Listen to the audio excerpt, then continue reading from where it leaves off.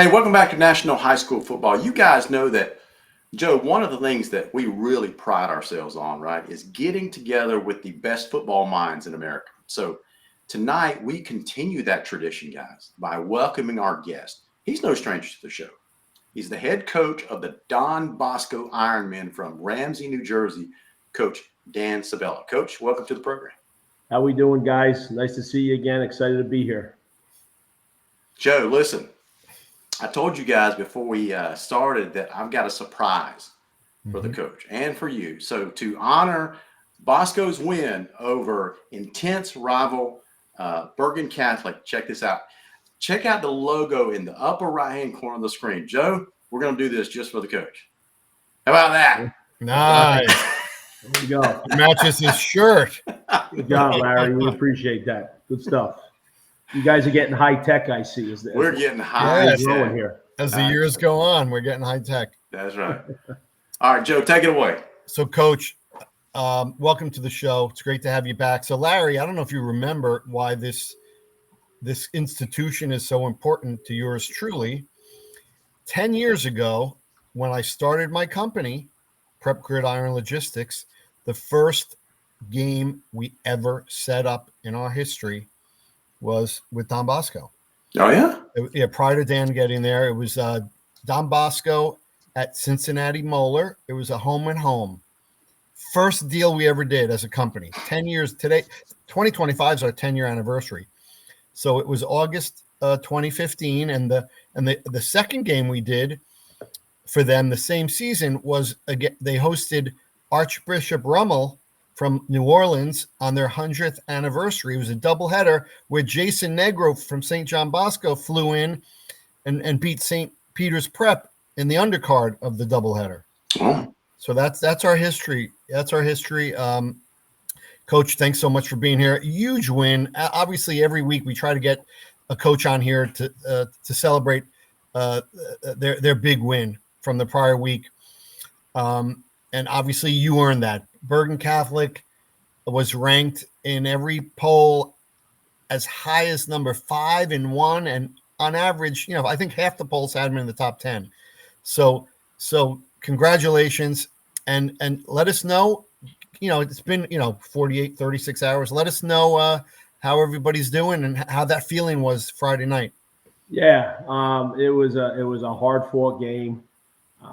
Low-scoring game. Both defenses played really well.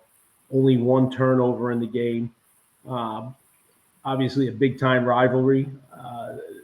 It was good to get a win because we've obviously we've had a couple tough ones against them the last couple times we played. So excited for our guys. Think it was a big shot of confidence in the arm for them. Our staff worked really hard preparing them. And we're looking forward to this Friday night. Here we are. It's Tuesday night, so it's been a little while, and I know you guys can appreciate it. Our guys are feeling really good about themselves, and they got some well-earned notoriety. But this game can turn real quick on you if you let it. So we got another really good football team this Friday night we got to play, and we're kind of moved on to that. Hey, Larry, I don't know if you knew it, but the game that was played on Friday night was the 82nd time the two schools have played each other. 82nd. Yeah, I was wondering about that, Coach. Bosco and Bergen Catholic, from everything that I've read, they're no strangers to each other. So as an outsider looking in, it seems like it's a pretty fierce rivalry. That's probably an understatement. So, Coach, for the people that are watching this broadcast, and they'll watch it a lot more later on, they're not familiar with this game. How would you describe this rivalry? Is it as intense as it seems to be? Yeah, it really is. It's a backyard brawl in a lot of ways. I don't know the exact mileage, but we're both northern Bergen County schools. Joe probably knows we're 6 or 7 miles apart approximately. We not only try to attract a lot of the same players, but even a lot of the same students, right? A lot of the same students are great. Both schools have strong reputations and alumni bases and academic programs. So it is, Larry. It's very fierce. It's fun to be a part of. There's a lot of passion and excitement from the student body, from the faculty, from the alumni. I mean, everybody comes out for this one. And Larry, it's an entire week. I mean, it's if you're a Bosco student, what do you mean it's a whole week? It's BC week. I mean, from that Monday to Friday night. Coach, explain it. Yeah, it's really when you walk in the door Monday morning, Larry. You know, we were talking about some of the rivalries down in Georgia. When you walk in the door Monday morning, you know, and you're teaching class, your students are talking about it, and the excitement just builds up between Monday morning and Friday night when you kick it off. It's electric. The crowd Friday night, we had like the perfect weather night. The weather was beautiful all day. You know, we stopped selling we were at capacity. We stopped selling tickets Friday afternoon, and the place was absolutely mobbed. I don't know how they fit people. Fit the people they did. People were coming out of the woods on the one end of the field. It was pretty cool. Yeah, Coach. The closest I've ever seen it that mobbed was back in the day when Mark Sanchez was playing for the Jets. He brought in his alma mater, Mission Viejo, to play at Bosco. That to me was the largest crowd I've ever seen there. And again, I've lived in this neighborhood, this area my whole life. But this was a close second if it didn't beat it. Yeah, it was really, really an exciting night. Both fan bases turned out in an impressive manner. So, and it lived up to it, man. It was a hard fought game. So go ahead, Lar. Well, Coach, you know, along those lines, you know, Joe, I was thinking, you know, modern day football, guys, has really turned into like a high octane 100-point game. Just about every other game. I mean, if between the two games, if you score 100 points, that's probably average nowadays. But Coach, that was nowhere near the score of this guy. What was it, 14-9? Yeah. That's unheard of in 2025 and guys, modern day and football. Larry, Bergen Catholic entering the game was averaging 30 points a game. Yeah. Yeah, we got up 14-0. We scored all 14 of our points in the first quarter. So, you know. Yeah, as a matter of fact, it was recognized by some, I guess, New Jersey media. Coach, I'm going to put up a headline on the screen, get you to comment on it along the lines of what I was just saying. You know, this was by, I think, a fellow named, what was his name? Well, he writes for New Jersey, NewJersey.com. Luis Torres. Oh, Luis Torres. Okay. New Jersey Advanced Media. And did we lose Coach? I'm still here. Okay. I'm not sure what happened to the screen. Picture. Yeah. Yeah. So, Coach, I'll just read this headline to you. It says, Don Bosco dethrones rival #1 Bergen Catholic in defensive masterpiece. So is that a normal way you guys – are you a defensive-minded football program, or is that just how the game turned out? We have a really good defense this year. Of course, you know, defense is a big part of our culture, and we know defense wins championships. But when you look at our first 4 games, guys, right, we were down in Melissa, Texas in week 1, and very similar. We won that game 14-10. You know, we held what really, really an explosive offense they have to 10 points in their building. And, our defense did it again against another really high-powered offense to hold them down, made them settle for a field goal where they had the ball, deep in our territory on one possession. Even their final drive of the game, they got down inside our 5 and went for it on a fourth and goal, and we stopped them. So we have a lot of talent on that side of the ball. Guys are playing really, really well, and that's a big part of being the team you want to be, is having a great defense like that. Absolutely. Yeah, and Don Bosco's known for physicality. I mean, since the last 25 years, that's started with Coach Toll. When it comes to defense, it's all about physicality, right, Coach? For sure. I mean, bringing the physicality, being really, we tackled well on Friday night. That was something that was really talked about during the week, and creating turnovers. You know, we're +5 on our first 4 games. We had lost in the turnover battle to them the last couple of times we had played them, and we came out +1 Friday night. But you know what? +1 is +1, and you know, that sets the tone for us. Hey, Coach, in the games leading up to your game, obviously we all know Bergen was on a 28-game in-state win streak. What did you see on film? I mean, I know you saw them against East St. Louis. I know you saw them against West Boca. Both those games are on the Flow Football channel.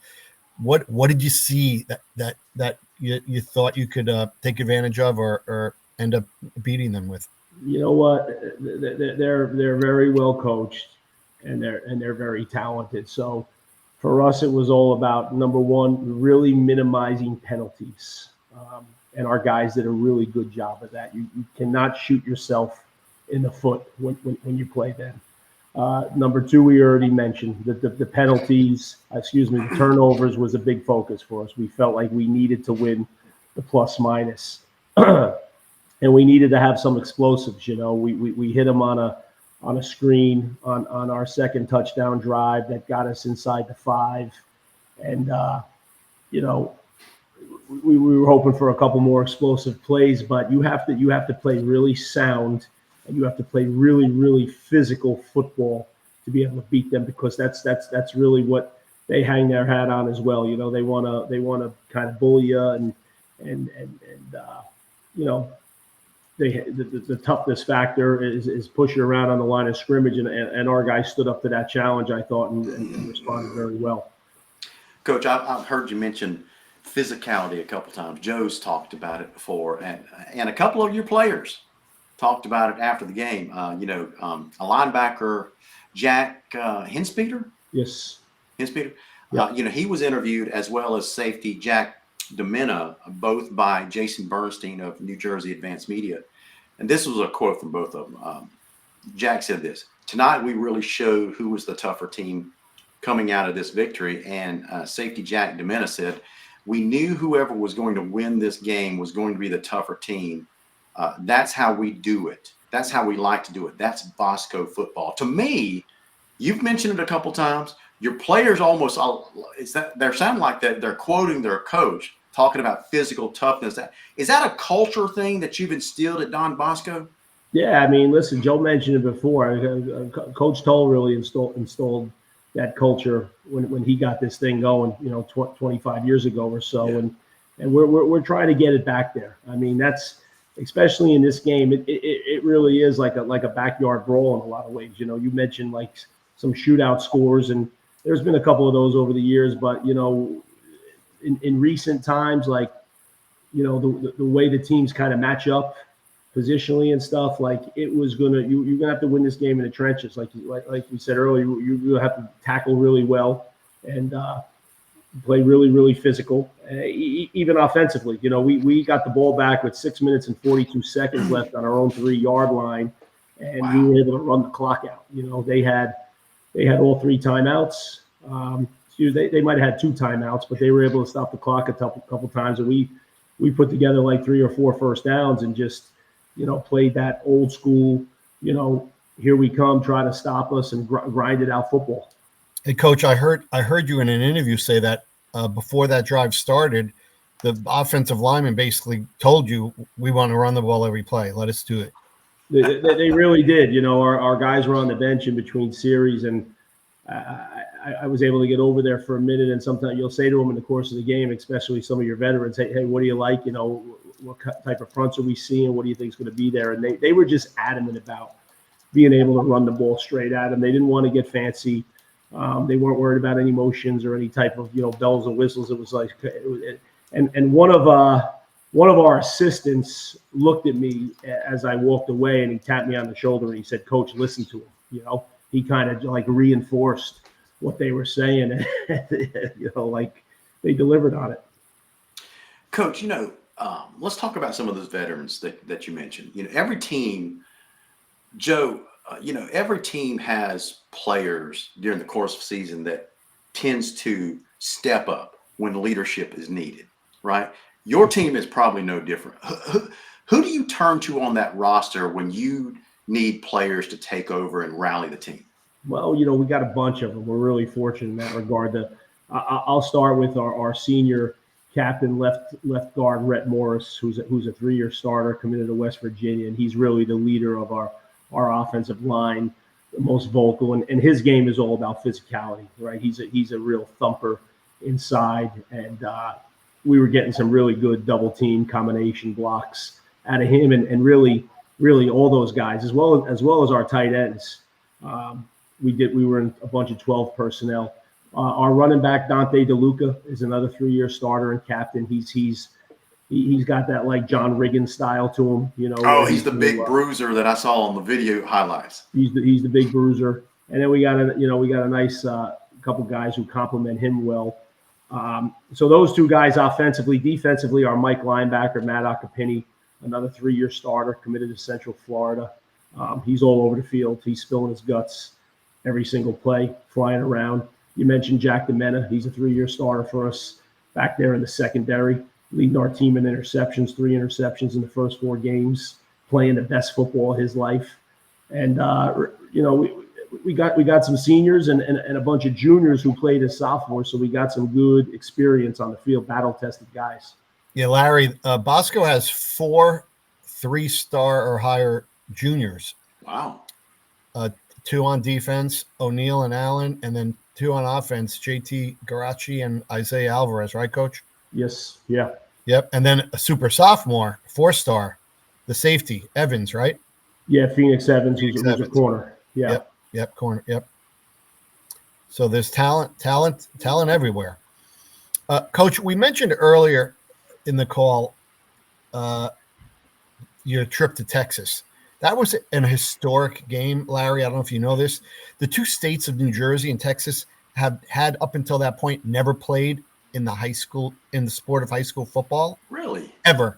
When I started this company 10 years ago, that was one of my goals, because I'm a New Jersey native, was to get a team to go to Texas.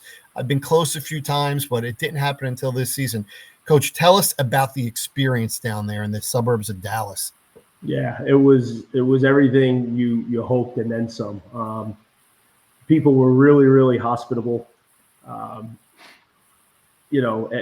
Everything as far as the logistics of where the stadium was, where we stayed, everything worked out really well. I'll tell you what else worked out really well. We were extremely concerned about the heat going in there. We ended up getting really lucky. We had weather that was in like the low 80s, which was very bearable. But we pulled up to the stadium there in Melissa. It was about 20 minutes or so from the hotel, and it looked like you were pulling into almost like an SEC campus with just this gorgeous, modern, huge facility that you could see from a couple miles away, because it just really stood out. And then when the kids got there and they saw just everything from the locker room to the suites, the whole layout of the place, the training room and the huge jumbotron and then the indoor, the lightning detectors actually went off when we first got to the stadium, so we had to move into the indoor.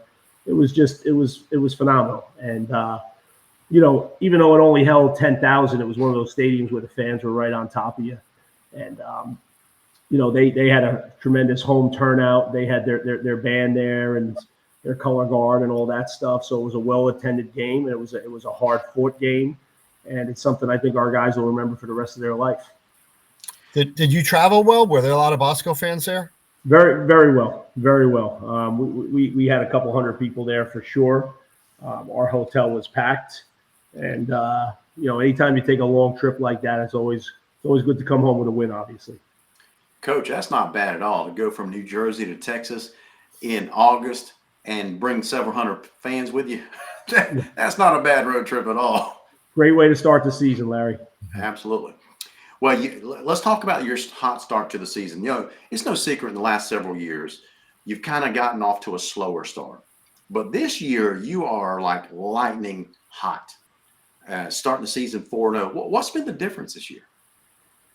Yeah, I think our leadership. I think our upperclassmen, our veterans have, and the closeness, the bond these guys have together. We had a really good season last year. We didn't finish. It wasn't we didn't necessarily hit our goals, but we really went into the off season with a good vibe, a good chemistry, knowing we had a good team returning, and the guys worked really hard and just continued to build off of that.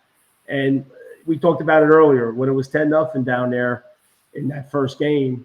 That thing could have went, one of two ways. And our veterans and our leaders in the locker room they were not shaken at all. It was like, we're winning this game. Okay. We are going to find a way to win this game. We're down 2 scores, but treat it like it's nothing. And we got to stop right out the gate to start the second half. And then we went on a long drive on offense, and we were able to punch it in. It's 10-7, and here we go. We never looked back.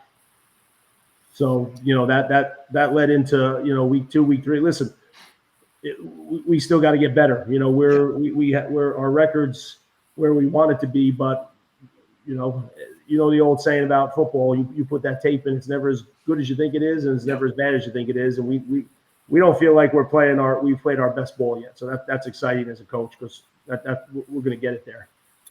And Larry, this Friday they play at DePaul Catholic, who has a 4-star quarterback going to the University of Washington. So there's no time to rest. That's for sure. No doubt about that. Yep. Coach, the one thing I noticed at the game, there were so many kids there, 6th, 7th, 8th graders, a lot of youth football kids, Pop Warner kids. Obviously a great game to have them at.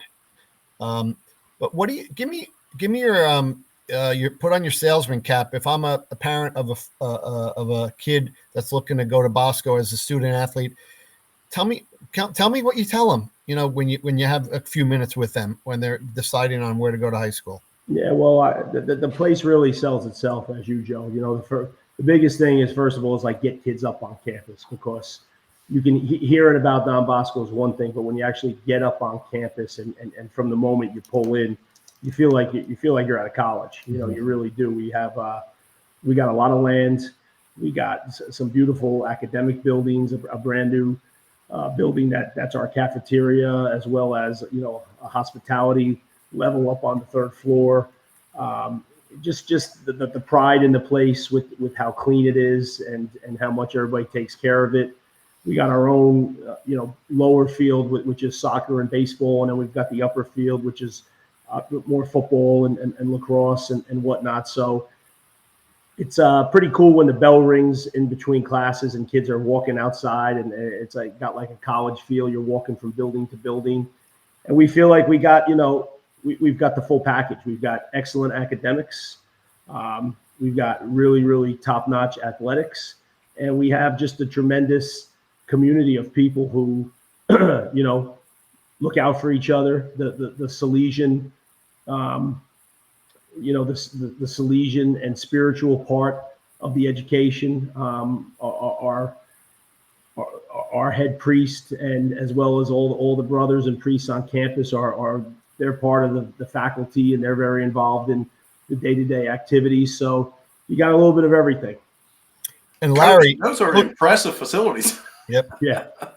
And Larry, again, the high school, it's 110 years old this year, right, Coach?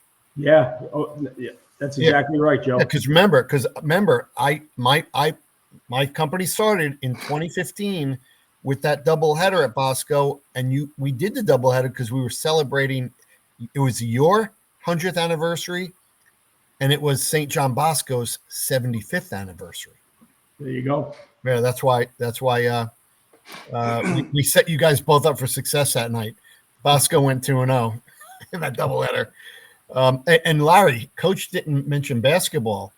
Don Bosco has 2 players in the NBA right now, the 2 Harper brothers, Dylan and Ron Jr. Is that right?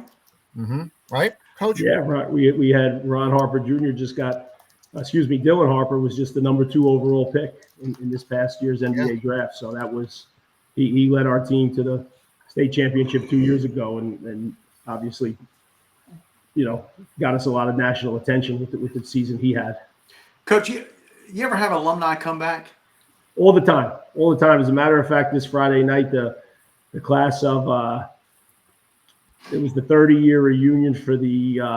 It was I saw a lot of 90s. I saw 90s and 93s on the field. Yeah. Okay. So it was like I guess it was the 25-year reunion for a team. We had the class of 73 was there as well, but especially for this game, Larry, for the Bergen game, they do a lot of alumni events. But we have guys all the time. I mean, the run that Coach Toll had there from 2001 to 2016, where they won multiple state championships and really put the program on the national, in the national spot. A lot of those guys pop around all the time. It's always great to have them back.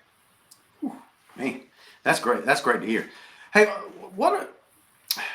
it wasn't that long ago when you heard the name Don Bosco.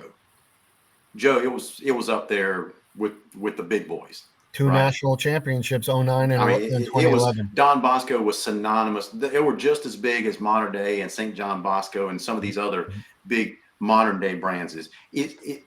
What's your goal for this program on the national scene? Do you want to get it back up there in the top 5, or you just want to play a national schedule to prepare your guys for local competition? But what's your goal for this program? Listen, we'd love to get it back there, but we gotta put one great. We gotta finish the deal in one season and start to build it, right? So we've got a really good team this year, and we're looking forward to the rest of the season and being able to just build off hopefully what we do this year and grow it from there. But of course we would love to get it back to that national level and be able to not only play in some of those games, but be able to win those games. Yeah, absolutely.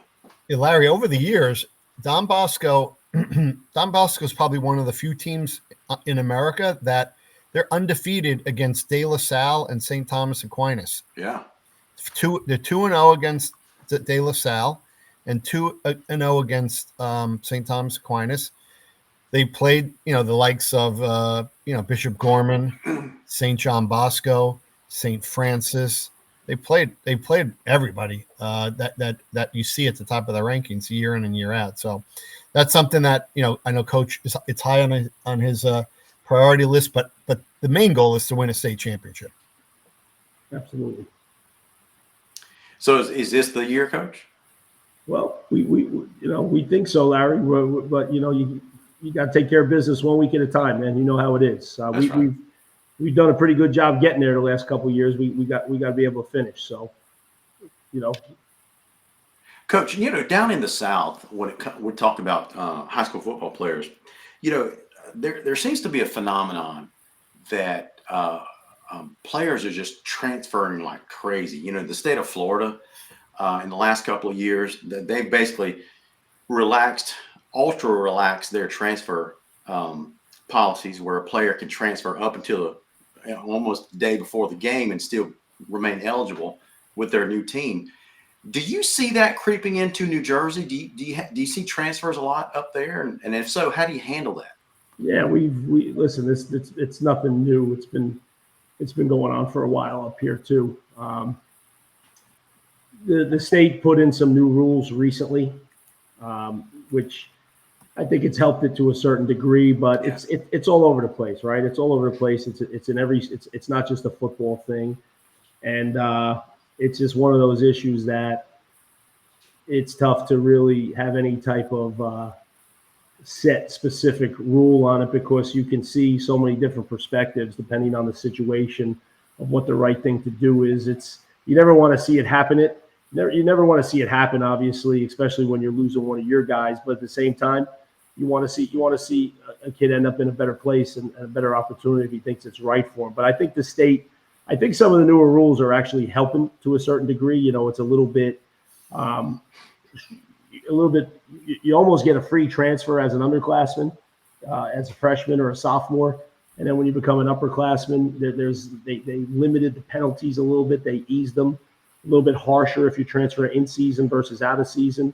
So the state's trying to clean it up a little bit. But listen, look what's going on at the college level, right? It's become the norm. You have rosters turning over 70, 80 new guys on a roster. Like, it's become the new norm in a lot of ways. There is no patience anymore for players and parents. It's their way or the highway, unfortunately. Yeah, well said. Yep. So, guys, Coach, one last question is along those lines, not just a transfer line, but when, let's say you've got a freshman or a sophomore that, freshmen nowadays, Joe, I'm sure you'd agree, freshmen nowadays, they just expect to play immediately, right? But let's say you have a freshman or sophomore, talented kid on your team, but you've got some upperclassmen they've waited their turn. They've been good company men, that kind of stuff. They've earned their right on their shot on the field. You got this young buck that gets a little impatient. How do you coach him through that? We're going through stuff like that in real time, Larry. Yeah. So that's a real scenario for you there. You try to communicate with them as best you can. Try to get them to see the big picture. Yeah. Talk to them. Joe mentioned the word patience. Talk to them about guys you've had before and lay out some scenarios to them. But honestly, sometimes you just have players and parents who only hear what they want to hear, and their minds pretty much set on what they're going to do. I'll tell you, we have a young man who didn't start as a freshman for us, and has just gotten better, gradually better every single year. He's a senior now, and he's one of our offensive tackles. He's starting for the first time, and he was blocking like a national recruit Friday night. He was blocking a tremendous player on the other team, and he did a really good job, And it's just a great example of a guy who waited his turn, earned his opportunity, and they're so appreciative of, of seeing it through and where he is now. Like that makes you feel good that still happens, right? Because nobody wants to wait anymore. Nobody wants to see it through like that. And if I'm a college coach and I'm recruiting him and you tell me that story, I want that kid and that family even more. You're not kidding. Yeah. Well, Coach, speaking of recruiting, if you ever get tired of that New Jersey winter and you want to coach in 60-degree weather in December, come on down south. Yeah. Hey, we love hearing about Georgia football and how and the brand you guys have down there. We follow you guys closely. So nothing but respect for that football down there. Yeah, Joe, let's get Coach down here and play a game in one of your magical, regular season. We talk about matchups. it. Yeah, we talk about it. He's very tight with Mike Smith from American Heritage, and he saw what Mike did down there when he played Lowndes. He saw what Bergen did when they played Grayson. So obviously he's not afraid. I do whatever I can to promote Georgia football, and I think it's great when we see this out-of-state competition, Georgia versus these other premier programs across the country. So I'd love to see you down here in Georgia, Coach. Yeah, we'll work on it. All right, that's a mental note on my end. Joe's the best in the business at this. So if we can make the dates work, we would love to get down there. It'd be a great trip for us. We've never been there. Fantastic. Joe, make it happen, man. Speaking of which, you got anything else for the coach? I'm good. Nope. Just want to thank him for being with us. Wishing you the best success moving forward. And one week at a time, we'll be watching you at DePaul on Friday. All right, Coach. Listen, best of luck the rest of the season. Don't make us regret changing our logo for tonight. This is the one and only time we do this just for you. No, I won't. Guys, it was a lot of fun being on and talking with you guys, man. Thanks for making time for me. Thanks, Coach. Have a good night. You too, fellas. Take care.